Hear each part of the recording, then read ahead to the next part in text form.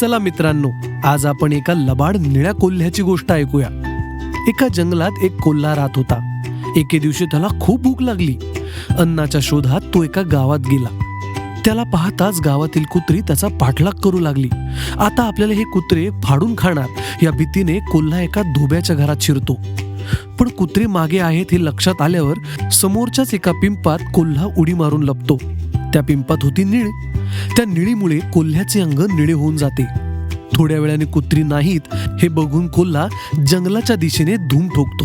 त्याच्या निळ्या रंगातला अवतार बघून जंगलातले सिंह, वाघ, लांडगे घाबरून जातात.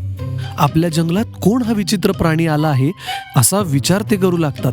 आपल्या निळ्या रंगाला जंगलातले सगळे प्राणी भ्याले हे बघून कोल्ह्याला वाटते आता आपल्याला या जंगलात बस्तान बसवता येईल. सर्व प्राण्यांना तो म्हणाला, मला ब्रह्मदेवाने तुमच्या रक्षणासाठी उत्पन्न केले आहे. प्राण्यांना कोणीच राजा न उरल्याने ब्रह्मदेवाने मला राजा केले असून माझे नाव कुकुटम असे ठेवले आहे. त्याचे सगळे बोलणे ऐकल्यावर सर्व प्राण्यांनी होय महाराज असा एकच जल्लोष केला. आपली युक्ती सफल झाल्याचे लक्षात येताच सिंहाला प्रधानपद दिले, वाघाला पलंगावर पहारा करण्याचे काम दिले, तर लांडग्याला द्वारपाल म्हणून नेमले. जंगलातील कोल्ह्यांना राज्याबाहेर हकलले. सिंह, वाघ रोज कोल्ह्यासाठी निरनिराळे प्राणी मारून खाण्यासाठी आणू लागले. एके दिवशी अचानक राजवाड्याबाहेर कोल्हे कुई ऐकू येऊ लागली. त्याचबरोबर या नव्या राजाच्या अंगात रोमांच उभे राहिले आणि सहजगत्या तेही ओरडू लागले.